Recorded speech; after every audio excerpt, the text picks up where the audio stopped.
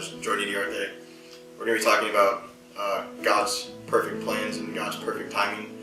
And so for tonight, we're going to be looking at Genesis 39, going through a couple verses in there, and then Genesis 45 and Daniel 3 and Daniel 6. Just giving you a basic layout. So we first have to understand that God's plans are perfect and God's timing is perfect. Nothing is done by accident, and everything has a reason.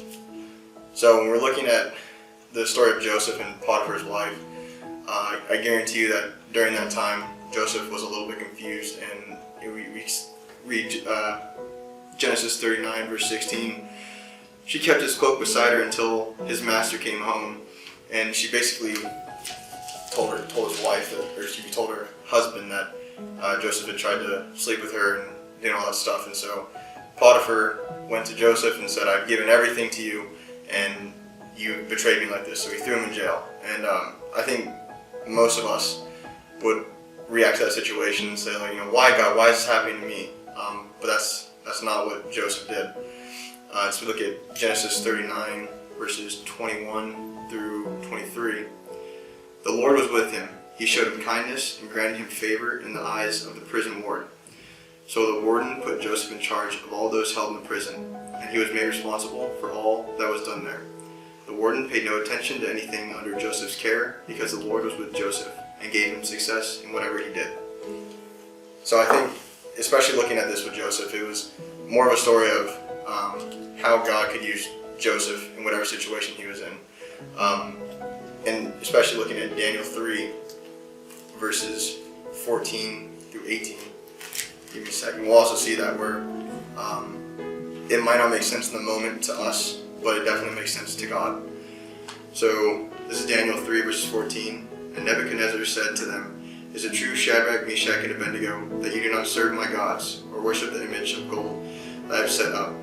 Now when you hear the sound of the horn, flute, zither, lyre, harp, pipes, and all kinds of music, if you are ready to fall down and worship the image I made, very good. But if you do not worship it, you'll be thrown immediately into a blazing furnace. Then what God will be able to rescue you from my hand?"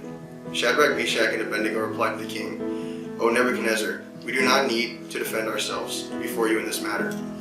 If we are thrown into the blazing furnace, the God we serve is able to save us from it, and he will rescue us from your hand, O king. But even if he does not, we want you to know, O king, that we will not serve your gods or worship the image of gold you have set up."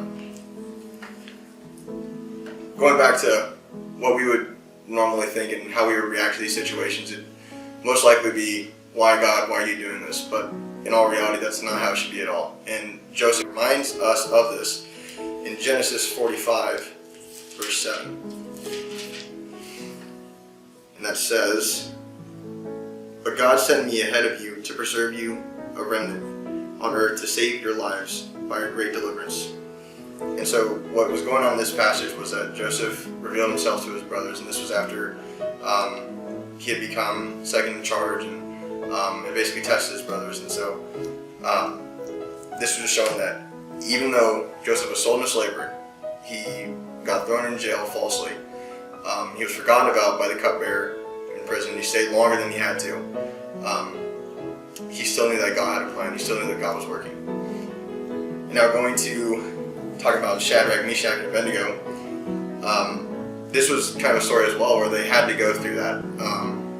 And this was to show everyone there, show the king, show the chiefs and the priests and all the governors and people that were there that God is in control. Even though that, earthly people, man might make these rules or whatever it is, God is ultimately in control. And if you look at Daniel 6, verse 26, that says, this is by King Darius after Daniel came out of the lion's den. "I issue a decree that in every part of my kingdom people must fear and reverence the God of Daniel. For he is a living God, and he ensures freedom. His kingdom will not be destroyed. His dominion will never end." And so we look at this holistically. We see Joseph, and so if Joseph would have never been there, if he would have never been sold into slavery, gone to Egypt, never been kept in prison longer than he had to, acted on anger even towards his brothers, or done something differently, it would have never led to the Israelites being in Egypt the way that they were, and that would have never led to Moses. And then moving on forward, would have never led to Ruth, the line of Perez, which then came the line of David, and eventually led to Jesus. And so even looking at this in Daniel, Shadrach, Meshach, and Abednego, they had to go through that trial. They had to get through that because that Nebuchadnezzar was affected by it. Then led to Belteshazzar, kind of similar to Daniel's name, really similar, and then led to King Darius, which eventually, as we read in Daniel 6:26, he made a decree that saying that Daniel's God is the only God. And so, just wrapping this up, God's plan is perfect, God's timing is perfect.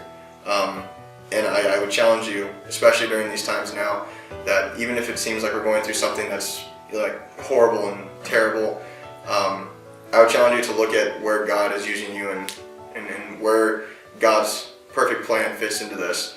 And I know it's kind of weird to think about this, but where can God use us in the midst of COVID? And where can God use us in the midst of the academy and COVID? So yeah, I would challenge you with that. Instead of trying to look at all the negatives and downsides of trials that we might go through, look at the positives and really pray about and see where God's trying to use you or has been using you, and then act off of that. Thank you.